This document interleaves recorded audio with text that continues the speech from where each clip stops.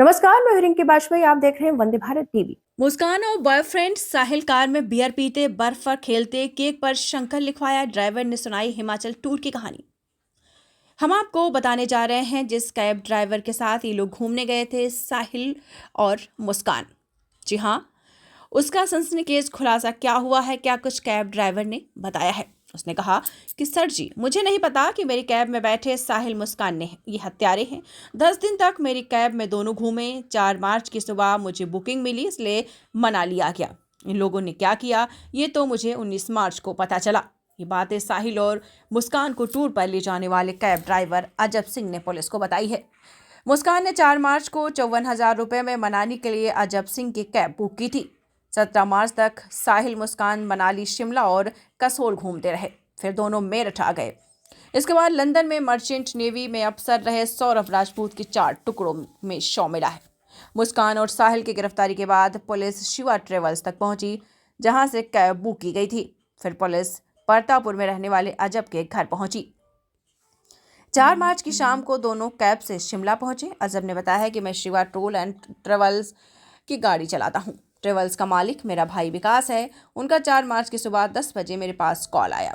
कहा कि शिमला की बुकिंग मिली है, ब्रह्मपुरी से 2 लोगों को लेना है, उन्हें 10 दिन हिल स्टेशन घुमाने के बाद वापस मेरठ लाना है। मैंने कहा ठीक है। शाम 4 बजे दोबारा फ़ोन आया कि वो लोग दिल्ली चुंगी मेरठ पर मिलेंगे। शाम 6:23 पर बताई हुई लोकेशन पर पहुंच गया।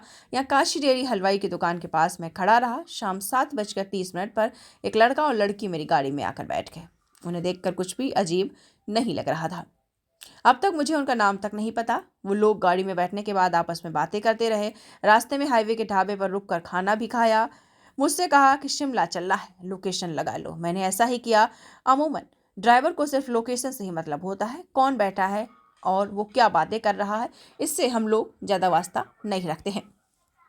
मैं रात भर गाड़ी चलाता। सुबह तक हम लोग शिमला पहुंचे। वहाँ इन लोगों ने होटल बुक किया। यहाँ दोनों 3 दिन तक रुके। फिर मुझसे कहा कि कुल्लू मनाली चलो, जहाँ बर्फ पड़ रही हो। हम लोग लोकल लोगों से पूछते पहाड़ी पर चल पड़े। दोनों बर्फ से खेलते रहे। मैं कार में बैठा रहा। दिन में लोग किसी भी होटल में ठहर जाते, दिन भर घूमते। ऐसे ही 5 दिन बीत गए।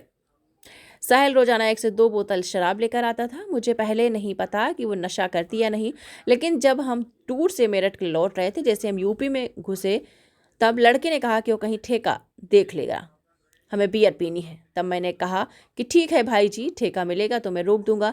तब शामली से इन्होंने 3 कैन बियर खरीदी। वो लड़की ने मेरे सामने बियर पी। वहाँ से ये दोनों लोग बियर पीते हुए मेरठ तक आए। सफ़र में बीच बीच में 2 बार मुस्कान के मोबाइल पर किसी का कॉल आया। पहले उसने फ़ोन नहीं उठाया। जब दोबारा फ़ोन आया तो उसने मम्मी बताओ करके बात की है। तो आपको बताते चले, कैब ड्राइवर ने 100 रुपये की पार्किंग की पर्ची से लेकर सारे बिल भी दिखाए हैं।